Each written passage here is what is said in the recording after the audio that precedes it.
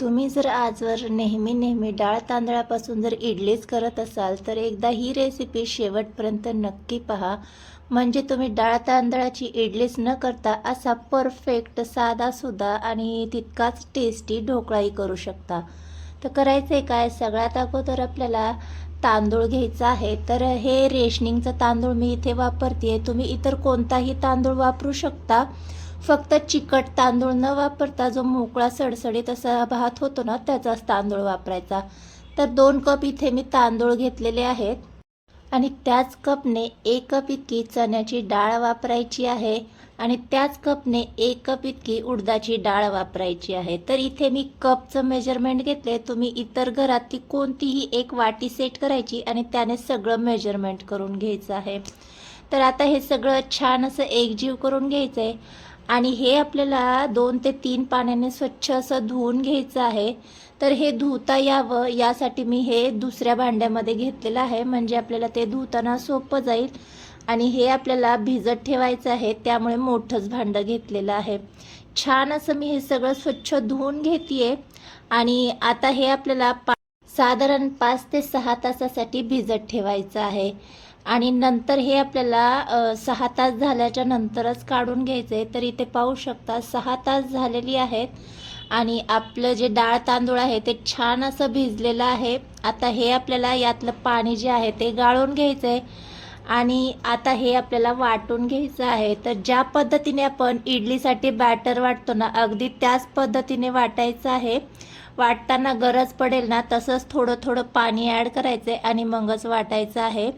इथे लक्षात ठेवायचं, बॅटर जास्त पातळ करायचं नाही आहे. इडलीचं ज्या पद्धतीने बॅटर असतं अगदी तसंच बॅटर करायचं आहे. तर इथे पाहू शकता एक बॅच इथे मी वाटून घेतलेली आहे. आता हे आपण एका भांड्यामध्ये काढून घेऊया आणि सगळं आपण याच पद्धतीने डाळ तांदूळ जे आहे ते वाटून घ्यायचं आहे.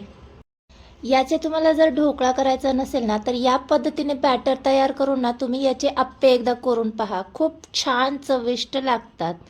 तर इथे सगळं बॅटर आपलं वाटून झालेलं आहे. याची कन्सिस्टन्सी पाहू शकता, एकदम परफेक्ट झाली आहे. असंच बॅटर आपल्याला हवं आहे. एकदम बारीक फाईन असं वाटलं ना तर जो ढोकळा होणार आहे ना तो छान होतो. तर आता हे आपलं वाटून झालंय. आता हे आपल्याला फर्मेंट होण्यासाठी ठेवायचे, म्हणजे अगदी इडलीप्रमाणेच पूर्ण प्रोसेस आपल्याला करायची आहे. तर इथे पाहू शकता छान असं फर्मेंट झालेलं आहे. याला मी रात्रभर ठेवलेलं होतं, त्यामुळे छान याला जाळी सुटलेली आहे. आता पुन्हा एकदा छान फेटून घेऊया 2-3 मिनटं, म्हणजे परफेक्ट आपलं इथे बॅटर तयार होईल. तर आता हे झालेलं आहे. आता जेवढा आपल्याला ढोकळा करायचा ना तेवढं बॅटर आपल्याला लागेल तसं दुसऱ्या एका भांड्यामध्ये काढून घेऊ, म्हणजे दुसरं बॅटर जे आहे ते आपण सेपरेट वेगळं ठेवू शकतो. आता इथे मी वाटीच्या मेजरमेंटने 2 वाटी काढून घेतले आणि त्यामध्ये चवीनुसार मीठ घालून घ्यायचे आणि पाव चमचा इतकी हळद घालून घेणार आहे. आणि आणखीन थोडासा चविष्ट हा ढोकळा होण्यासाठी मी इथे आलं लसूण मिरचीचा जो ठेचा असतो तो ॲड करून घेते. तुम्हाला आवडत नसेल तर स्किप करू शकता. छान असं एकजीव करून घ्यायचे आणि आता काय करायचं आहे, बऱ्याच वेळा आपलं काय होतं, ढोकळा जो आहे तो घशामध्ये अडकतो. तर तो अडकू नये, म्हणजे ढोकळा जो आहे तो कोरडा पडू नये, यासाठी आपल्याला काय करायचं आहे, 1 चमचाभर तेल ॲड करून घ्यायचं आहे आणि छान एकजीव करून घ्यायचे. तुम्ही कधीही ना इडली करत असताना किंवा आप्पे करत असताना त्यामध्ये त्या बॅटरमध्ये 1 चमचाभर तेल ॲड करून पहा, अगदी छान मऊ लुसलुशीत इडली आणि आप्पे तयार होतात.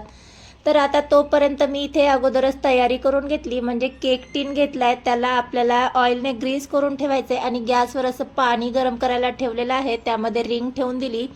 ही तयारी आपल्याला अगोदरच करून घ्यायची आहे, म्हणजे नंतर आपला वेळ वाया जाणार नाही. कारण यामध्ये आपल्याला सोडा ॲड करायचा आहे. सोडा ॲड केल्याच्या नंतर पुढची प्रोसेस फास्ट करायची, त्यामुळे अगोदरच आपल्याला सगळी तयारी करून घ्यायची. सोडा ॲड केला की छान एकजीव करून घ्यायचं आणि लगेच ऑइलने ग्रीस केलेल्या भांड्यामध्ये हे ट्रान्सफर करून घ्यायचं. इथे मी केक टीनचा वापर केला आहे, तुम्ही प्लेटमध्येही हा ढोकळा स्टीम करून घेऊ शकता. आता एक 10 ते 15 मिनटं स्टीम करून घ्यायचा आहे. इथे पाहू शकता 15 मिनटं हा ढोकळा मी मीडियम गॅसवर स्टीम करून घेतलेला आहे. हवं तर सुरीने चेक करून घेऊ शकता. सुरी क्लीन आहे म्हणजे छान असा स्टीम झालेला आहे. आता काढून घेऊया आणि हा ढोकळा आपल्याला पूर्णपणे थंड करून घ्यायचा आहे आणि मगच याला अशा कडा सोडून घ्यायच्या आणि मग डिमोल्ड करायचा, नाहीतर तुटू शकतो. कारण हा आपण डाळ तांदळाचा केलेला आहे ना, तर त्याला क्रॅक्स जे आहेत ते लवकर येतात.